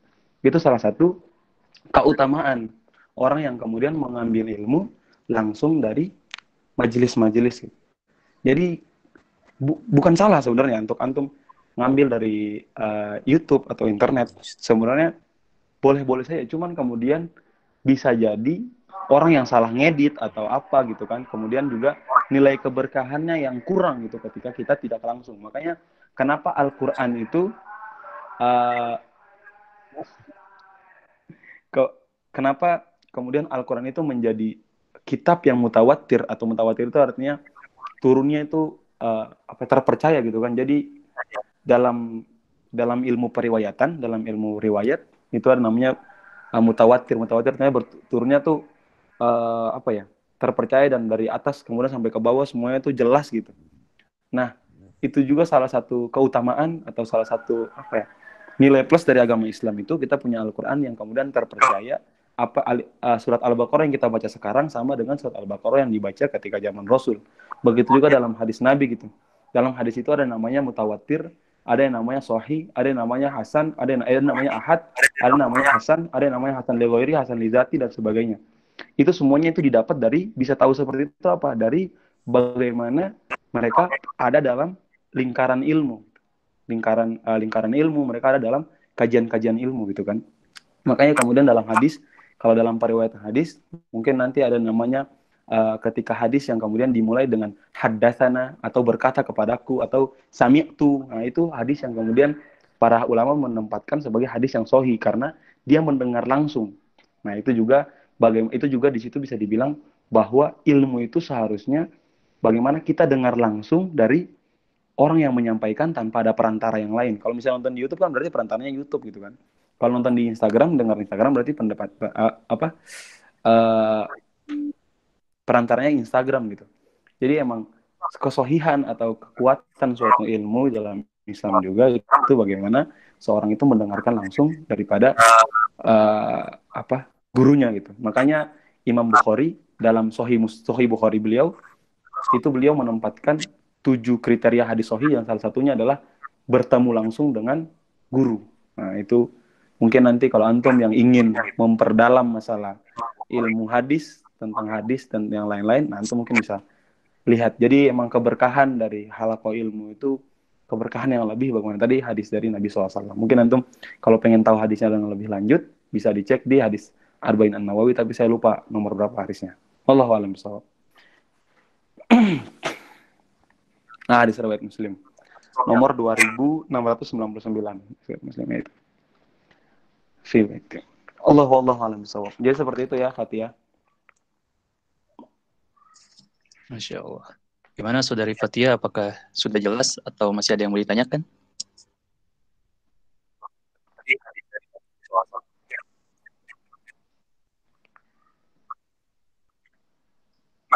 Oke, alhamdulillah jelas. Alhamdulillah. Jazakallah khair Ustaz. Ya. Kami tunggu kajian fikih prioritas selanjutnya. Ya, sama-sama. Sehat ya Ustaz. Ya, makasih Fatia. Assalamualaikum warahmatullahi Baik. Waalaikumsalam warahmatullahi wabarakatuh. Ya, seperti itu teman-teman ya. keluar nih. Boleh, apakah ada lagi yang mau bertanya?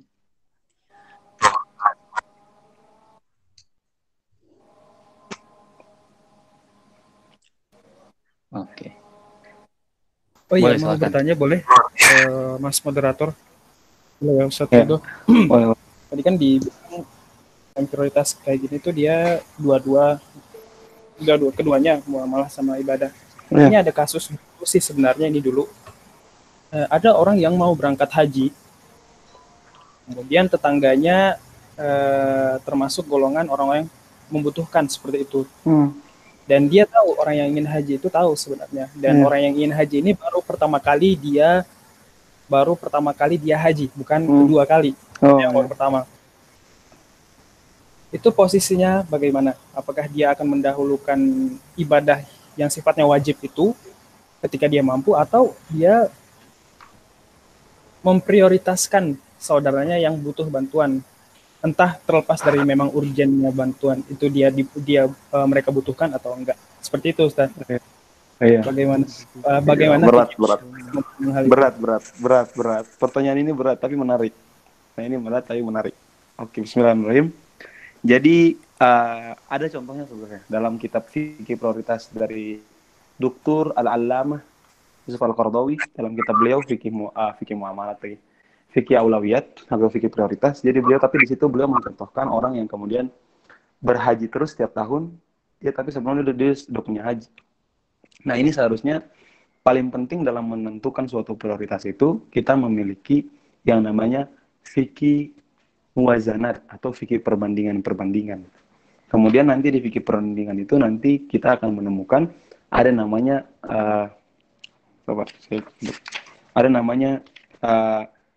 kebutuhan yang primer, kemudian sekunder dan tersier gitu kan. Nah, itu juga menjadi sebuah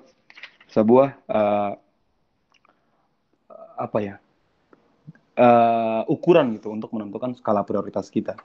Nah, ketika berkaitan dengan masalah seperti ini, masalah harus haji dulu atau kemudian membantu saudaranya yang di sebelah rumah. Jadi contoh misalnya kita ini mungkin dapat, kalau misalnya ini emang agak berat sih sebenarnya, apalagi kita dengan konsep di Indonesia yang seperti itu kan. Mungkin dalam konsep di Indonesia yang haji itu harus ngantri lagi kan, belum tentu kita, kalau kita cancel tahun ini, belum tentu tahun depan kita bisa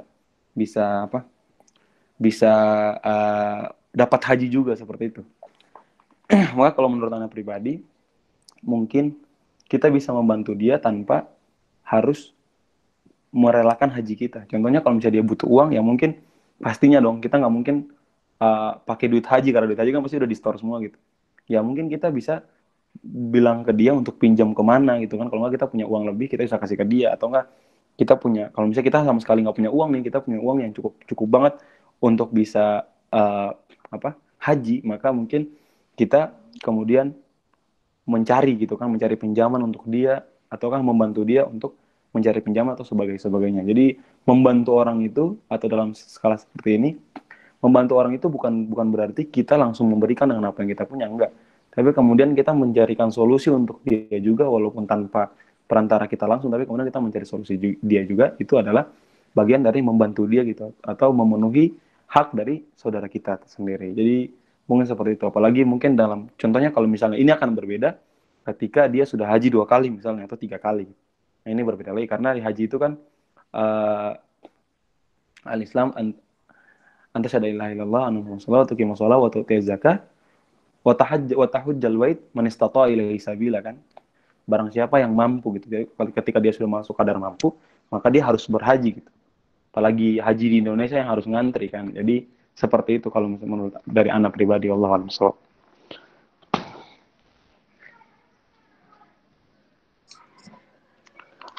Masya Allah, syukran Ustaz.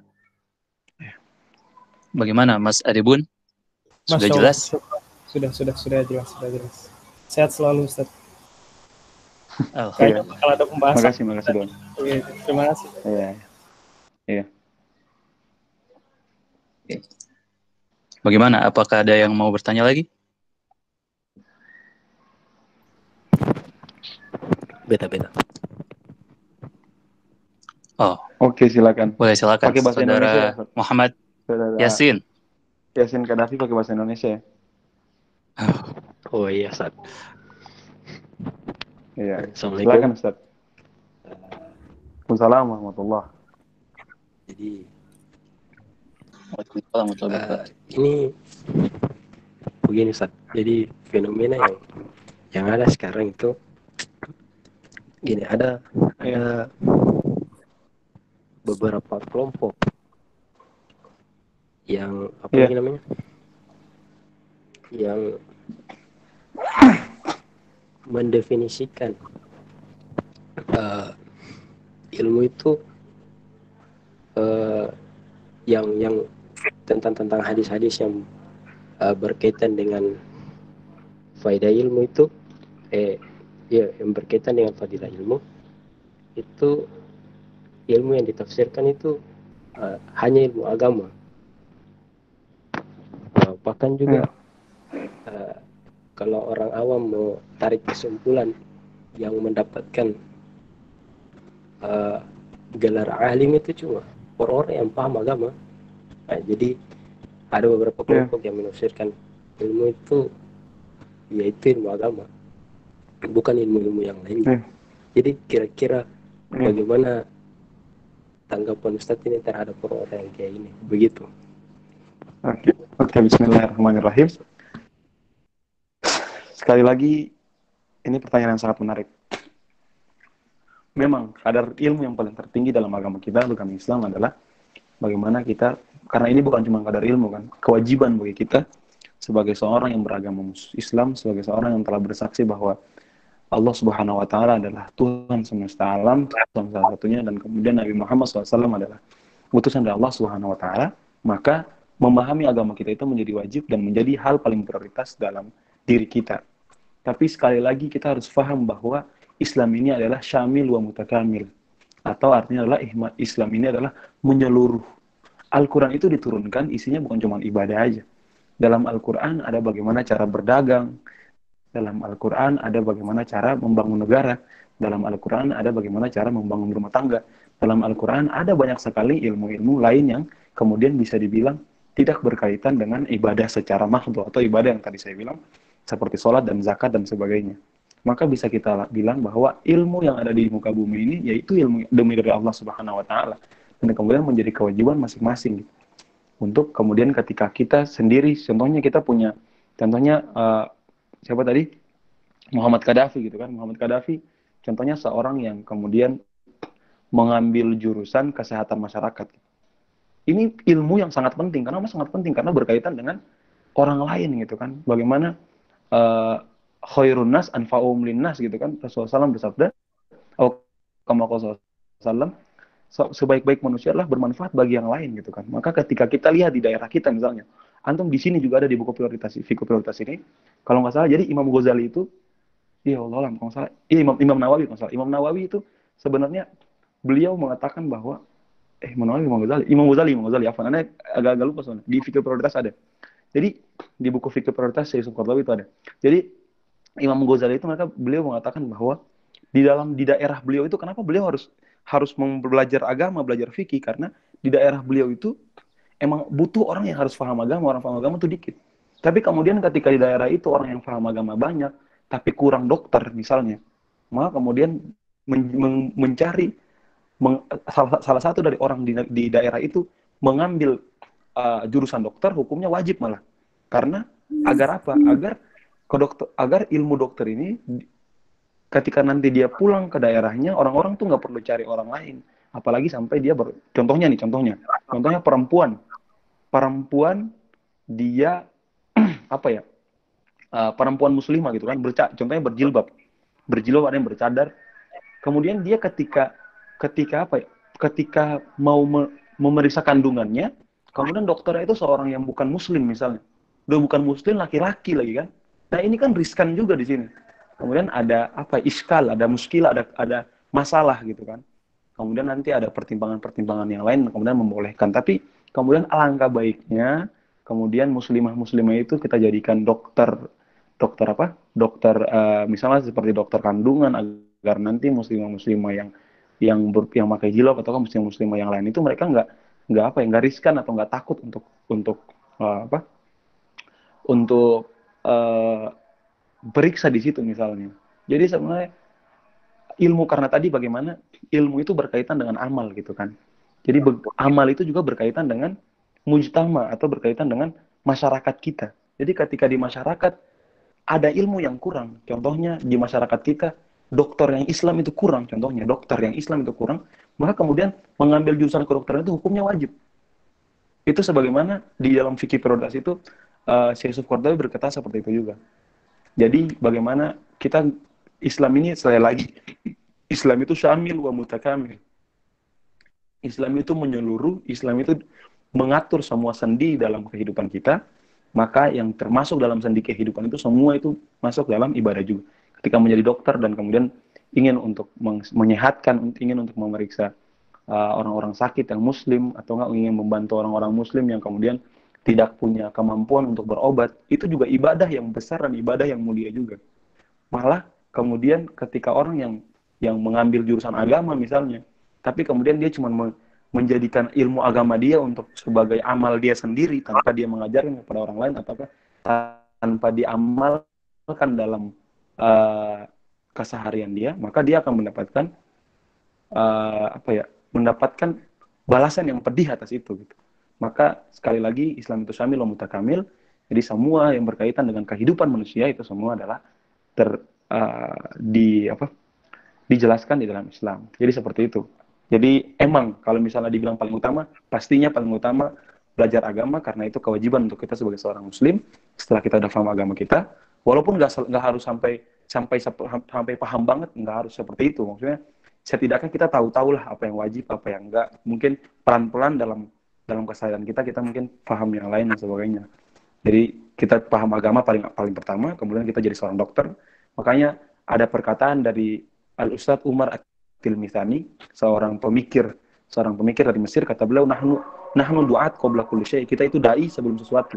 Dai ini bukan hanya sebagai seorang pendakwah, enggak, tapi bagaimana kita adalah seorang yang memahami agama, dia itu adalah dai. Memahami agama dan kemudian mengajarkan kepada orang lain, dia itu adalah dai.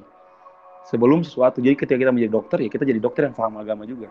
Kita menjadi pilot yang paham agama juga. Jadi seperti itu. Wallahu a'lam bishawab.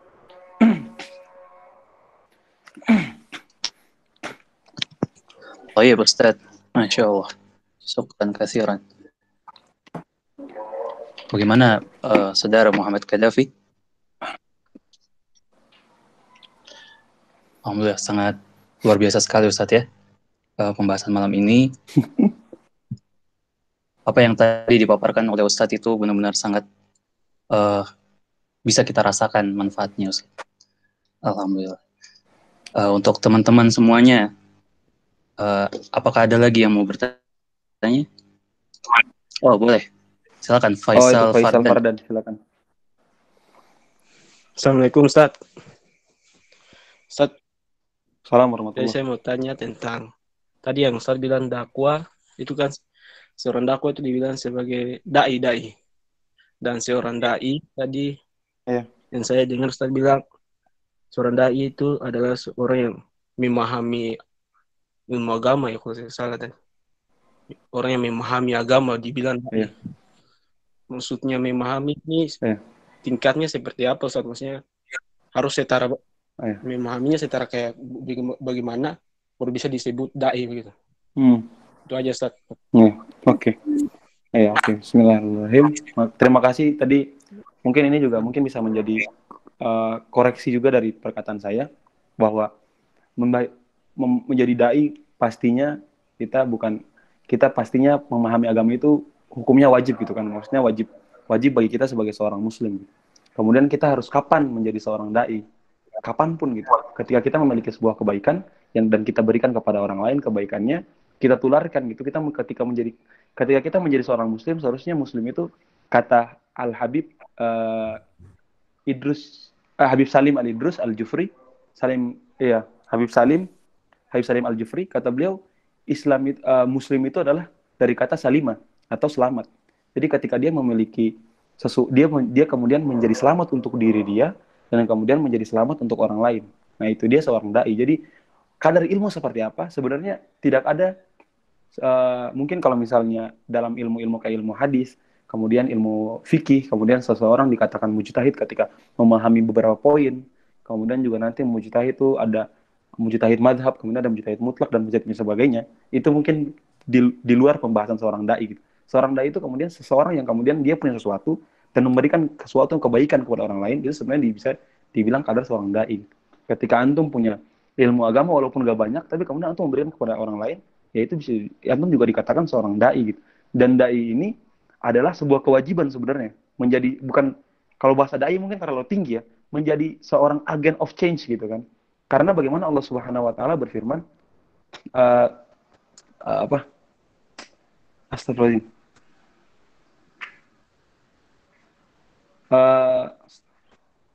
Kalian menjadi umat terbaik tuh ayatnya gimana? Ada yang tahu nggak? Astagfirullahaladzim. Iya, jadi ta'muruna bil ma'ruf wa tanhauna 'anil munkar tuh. Gimana? Khairu astagfirullahaladzim. Jadi ana lupa ayatnya. Maaf. Jadi bagaimana menjadi seorang kuntum khairu ummah, afwan. Kuntum khairu ummah ya. Kuntum khairu ummah ta'muruna bil ma'ruf wa tanhauna 'anil munkar. Bagaimana? Jadi kuntum khairu ummah. Kalian itu sebenarnya umat terbaik. Bagaimana cara menjadi umat terbaik? Dijawab di iya, ukhrijat linnas ya. Takhruju apa? Ya, kuntum khairu ummah ukhrijat linnas ta'muruna bil ma'ruf wa tanhauna 'anil munkar. Kemudian tanhauna 'anil munkar menjauhkan orang-orang dari kemungkaran dan kemudian mengajak orang-orang kepada kebaikan, itu adalah efek untuk menjadi sebuah umat yang baik. Maka menjadi dai atau menjadi agent of change itu, kemudian ketika seorang memberikan hal yang kebaikan, itu dia juga bisa dibilang sebagai seorang dai. Walaupun mungkin ilmu agamanya nggak banyak. Ya, maksudnya kadar ilmu agama banyaknya seperti apa kita juga nggak tahu gitu. Mungkin orang bisa mengatakan bahwa, contohnya ada orang yang mengatakan bahwa orang ini ilmunya banyak gitu. Tapi ada orang lagi yang ilmunya lebih banyak daripada ini. Kata dia enggak, ada orang juga yang banyak. Jadi emang untuk kadar ilmu sendiri itu emang kita nggak bisa menakarnya. Karena ilmu ini sebenarnya untuk masalah ilmu tersendiri, ilmu itu bisa dibilang dia seperti harta gitu. Jadi harta itu ketika dia cuma tetap diam-diam saja, antum punya uang nih contohnya. Punya uang contohnya punya emas lah. Punya emas 5 gram gitu kan. Terus antum masukkan ke dalam laci contohnya. Ya nggak bakal dapat zakat, soalnya zakat itu adalah bagaimana orang mendapatkan zakat itu ketika harta itu diputar, harta itu digerakkan gitu kan. Jadi harta itu diputar, ketika harta itu menghasilkan, maka akan diwajibkan zakat. Begitu juga dengan ilmu. Ilmu itu akan menghasilkan ketika ilmu itu diamalkan. Jadi seperti itu. Jadi emang kadar untuk menentukan seorang itu berilmu atau enggak, emang nggak ada takaran seperti apa ya? Secara apa sih? Standarisasi itu nggak ada. Tapi kemudian kalau misalnya menjadi seorang mufti atau menjadi seorang mujtahid kalau dalam ilmu fikih, itu ada kriteria sendiri. Contohnya hafal 300.000 hadis atau sebagainya. Allahu a'lam bishawab. Jadi seperti itu tadi saudara Faisal, atas pertanyaannya. Mungkin ada yang kurang atau seperti apa, boleh dikoreksi atau ditanya lagi. Terima kasih, Ustaz.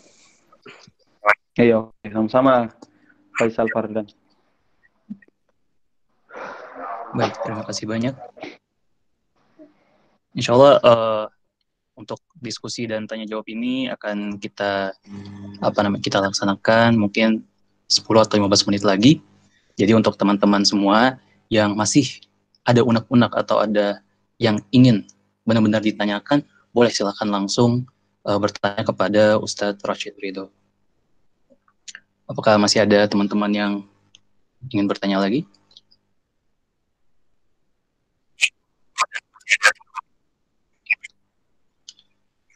Oke, baik. Ustadz mungkin moderator mau nanya sedikit ya. Kalau belum ada yang bertanya.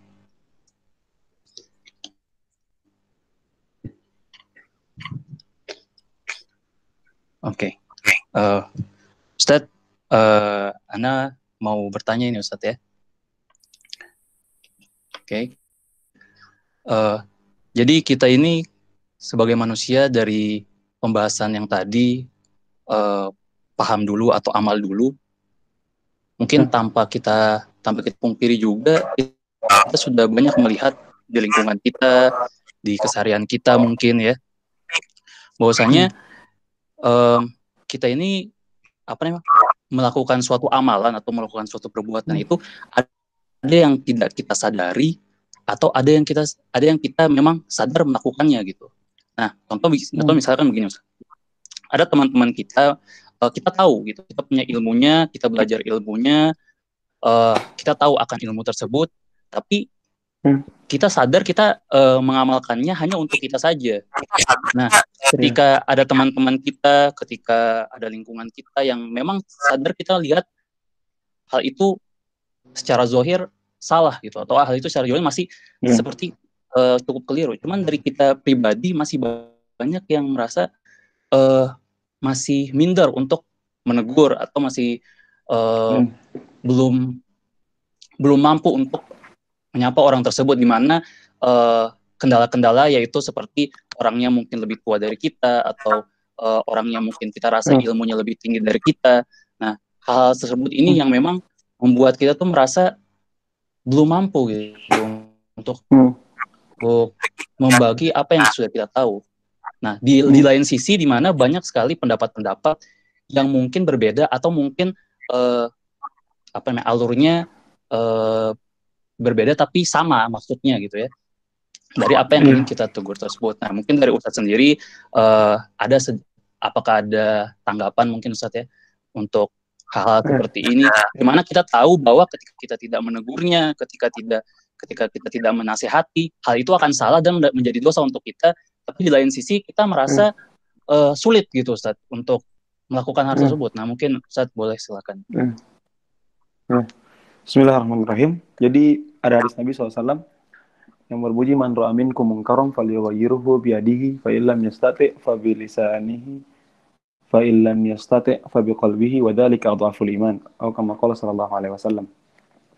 Jadi barang siapa yang melihat kemungkaran, falyughayyirhu biyadihi, maka kemudian dia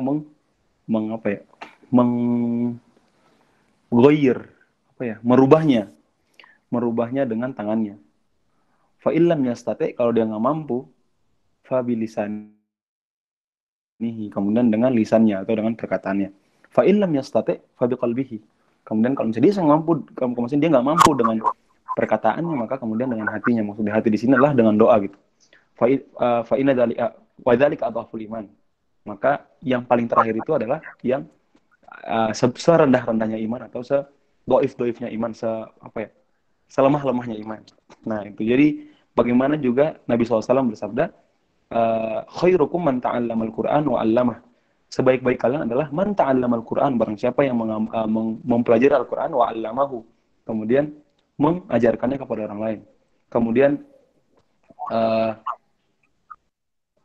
itu adalah mungkin dua hadis yang dari Nabi SAW yang kemudian bisa menguatkan kepada kita lagi. Kemungkaran itu bukan hanya bersifat bahwa contohnya di tempat kita ada orang yang bikin tempat mabok-mabok atau apa, bukan hanya seperti itu. Kemudian kemungkaran itu ketika kita melihat teman kita yang lain, contohnya seperti Bu Tejo misalnya kan, dalam film apa tuh, tilik apa-apa gitu. Mungkin teman kita ada yang suka ngomong-ngomong gak jelas gitu kan, suka menggunjing, suka menghina atau seperti apapun, itu juga sebuah kemungkaran gitu. Maka wajib bagi kita karena hak seorang muslim kepada yang lain itu juga menasihati teman kita yang salah, itu adalah hak dia atas kita. Jadi ketika teman kita punya kesalahan, maka kita berhak, itu hak dia yang harus kita lakukan untuk menasihati dia gitu. Maka wajib bagi kita untuk menasihati saudara kita yang salah. Kalau mau nggak takut, ya itu berarti setan lah gitu. Berarti itu ada setan dalam diri kita yang kemudian menggoda kita untuk nggak mau menasihati dia. Gimana cara menasihati gitu kan? Kadang kita merasa bahwa dalam keadaan kita nggak enakan gitu, karena dia teman kita. Mungkin setelah kita menasihati dia pundung gitu kan, akhirnya dia nggak mau temenan lagi sama kita, atau akhirnya ukhuwah kita jadi renggang. Jadi sebenarnya antum contohnya punya teman baik, misalnya antum pastinya lebih tahu gitu kan cara bagaimana menasihati dia. Apalagi contohnya antum dalam keluarga misalnya, pastinya antum punya adik, punya kakak, punya bapak, punya ayah, punya ibu, yang kemudian contohnya ada yang antum ada yang kita kurang serak gitu kan. Akhirnya kita menasihati, ya kita tahu gitu kan cara menasihati seperti apa. Mungkin di waktu-waktu yang kita bilang di saat itu biasanya dia mau mendengar gitu kan. Jangan pas dia lagi contohnya dia ini nih emosian kalau lagi makan mie ayam terus kita ajak ngobrol lah, berarti nggak boleh ketika kita menasihati pas makan mie ayam. Cuman dia ini lebih enak kalau misalnya ketika dia lagi apa, dia ini kalau misalnya mau dengar nasihat kita ketika kita ajak ke Starbucks misalnya, dia ini enaknya kalau misalnya diajak ke Starbucks baru mau dengar gitu, ya udah nggak apa-apa kita ajak ke Starbucks gitu kan, kita ajak ke Starbucks, kita nasihati dia di Starbucks, itu nggak apa-apa gitu ya. Kalau misalnya kita menginginkan kebaikan untuk dia, insya Allah gitu kan, insya Allah Allah akan mudahkan juga kita untuk bisa menasihati dia atau memberikan kebaikan kepada kita. Maka emang sih dalam setiap perjalanan setiap manusia, setiap muslim untuk memberikan kebaikan itu pasti ada tantangannya tersendiri. Nabi Muhammad juga dalam berdakwah itu tantangannya besar banget kan. Seorang nabi yang maksum yang udah dijaga sama Allah Subhanahu wa taala saja masih punya tantangan yang sangat susah gitu kan, dicaci maki lah, dilemparin dengan kotoran dan sebagainya. Apalagi kita gitu kan, jangan sampai kita baru untuk menyadarkan satu orang aja kita udah nggak mau gitu. Gimana kita bisa meneruskan risalah Nabi gitu, dan ini adalah sebuah kewajiban untuk kita gitu untuk melanjutkan risalah dari Nabi SAW. Jadi mungkin seperti itu kurang lebihnya. Allahu a'lam bishawab. Baik Ustadz, terima kasih banyak Ustadz. Sama-sama. Oke. Nah, alhamdulillah.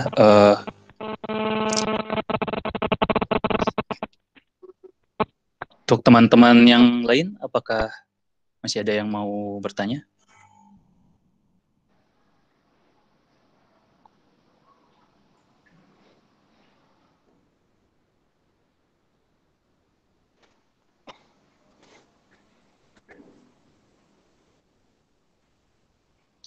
Silakan untuk teman-teman semuanya.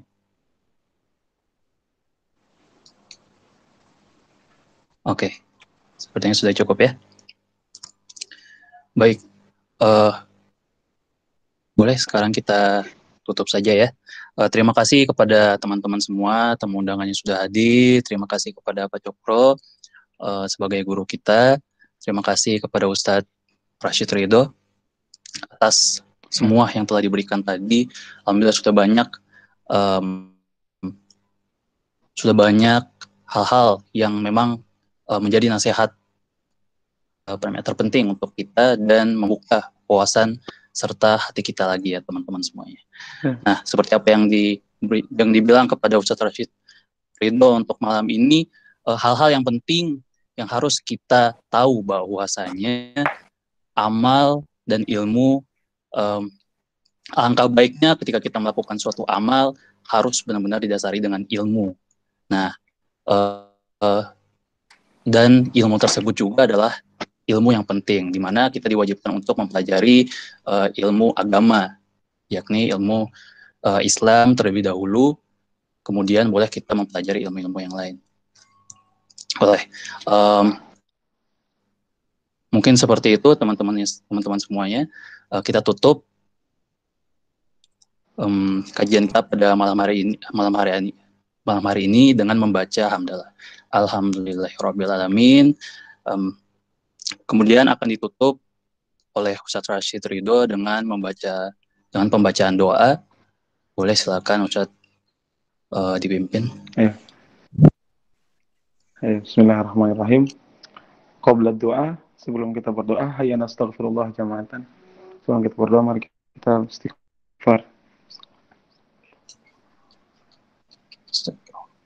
Allahumma lakal hamdu hatta tarda, wa lakal hamdu idza radita, wa lakal hamdu ba'da ridha, wa lakal hamdu minas samawati wa min amma syi'na wa tuqan arhamar rahimin. Allahumma ya muqallibal qulub tsabbit qulubana ala dinik. Ya muqallibal qulub tsabbit qulubana ala ta'atik. Ya muqallibal qulub tsabbit qulubana ala khair. Allahumma innaka ta'alam anna hadhihi al-qulub qad ijtamat ala mahabbatik waltaqat ala ta'atik wa tawahhadat ala da'watik wa ta'ahadat ala nusrati syari'atik fawaththik Allahumma rabitataha wa addim muddaha wahdiha subulaha wamlaha binurika alladhi la yahbu wasrah suduraha bifaydil imani bik wa jamilit tawakkuli alayk wa ahliha bima'rifatik wa amit ala syahadati fi sabilik innaka ni'mal maula wa ni'mal nasir. Allahumma ansur ikhwanana al-mujahidin fi Filistin. Allahumma ansur ikhwanana al-mujahidin fi Suriah. Allahumma ansur ikhwanana al-mujahidin fi kulli makan wa kulli zaman. Allahumma ighfir lil muslimina wal muslimat wal mu'minina wal mu'minat al-ahya'i minhum wal amwat. Innaka sami'un qarib mujibud da'wat ya qadiyal hajat. Allahumma ighfir li wa liwalidina warhamhum kama rabbawna shighara. Allahumma rfa'na al-bala wal waba. Allahumma rfa'na al-bala wal waba. Allahumma rfa'na al-waba wal bala. Allahumma fakkihna fid din wa arifna ta'wil. Allahumma yassir lana umurana wa yassir lana li fahmi dinika ya arhamar rahimin. Allahumma amin wa sallallahumma ala sayyidina Muhammad wa ala alihi wa sahbihi wa barik wa sallim. Subhana rabbika rabbil izzati amma yasifun wa salamun alal mursalin walhamdulillahi rabbil alamin.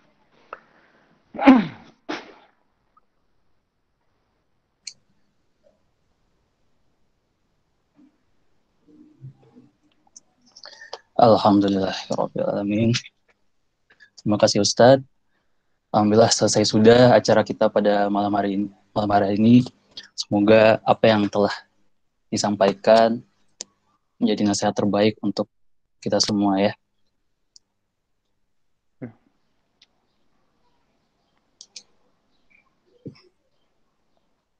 Oke, mungkin seperti itu teman-teman.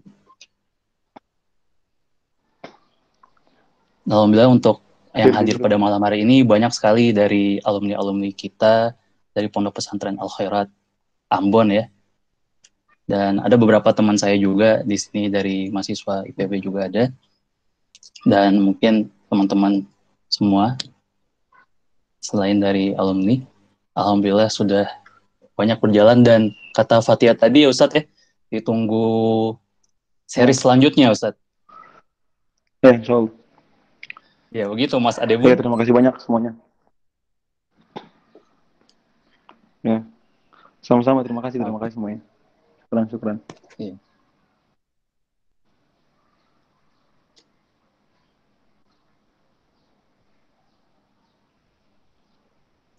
Ya nanti untuk yang punya Mas Adebun. Kalau yang punya pertanyaan lagi bisa ditanyakan aja. Sudah ditutup ya, Mas Gali. Ya. Sudah. Iya, sudah Mas Adebun. Mas Adebun tidur kalau gimana nih Mas? Sudah tidur. Ya, jadi terima kasih teman-teman yang sudah gabung. Seperti itulah tadi pemaparan materi tentang fikih prioritas, paham dulu atau amal dulu. Terima kasih sudah mendengarkan. Terima kasih. Jazakumullah khair. Jazakallah khair Ustaz Ridho. Jazakallah khair Mas Rahmat Gali, Mas Ardito Pramono KW. Enggak, bercanda. Jadi untuk pertanyaan-pertanyaan yang tidak sempat ditanyakan karena terbatasnya waktu juga di wilayah Ambon juga sudah malam, agak larut. Jadi nanti bagi yang ingin bertanya bisa chat saja di nomor yang tertera pada poster ya. Baik, nantikan informasi selanjutnya dari Rumah Kajian Alka dan selamat beristirahat, jaga kesehatan dan jangan berhenti menuntut ilmu karena mau beramal itu harus paham dulu. Terima kasih Ustadz Rashid Ridho. Kami untuk melanjutkan aktivitasnya. Terima kasih. Mas Rahmat Gali dan teman-teman semuanya sudah bisa meninggalkan. Terima kasih semuanya. Syukran husni ihtimamikum. Assalamualaikum warahmatullahi wabarakatuh. Waalaikumsalam warahmatullahi wabarakatuh. Oke, terima kasih Mas Gali sudah mengundang teman-temannya. Terima kasih yang sudah mengundang teman-teman yang lain. Dan Ustadz udah keluar ya? Ustadz udah keluar nih. Bagaimana? Boleh. Silahkan meninggalkan. Selamat beristirahat.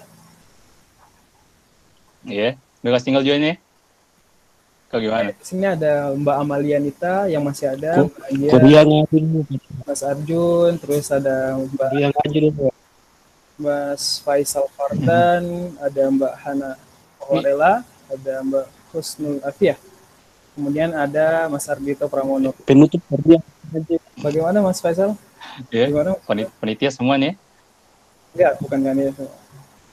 Enggak semuanya. Oke. Siap. Iya, selama ini wilayah kebanyakan wilayah Ambon ya. Saya pikir Ini sudah lalu.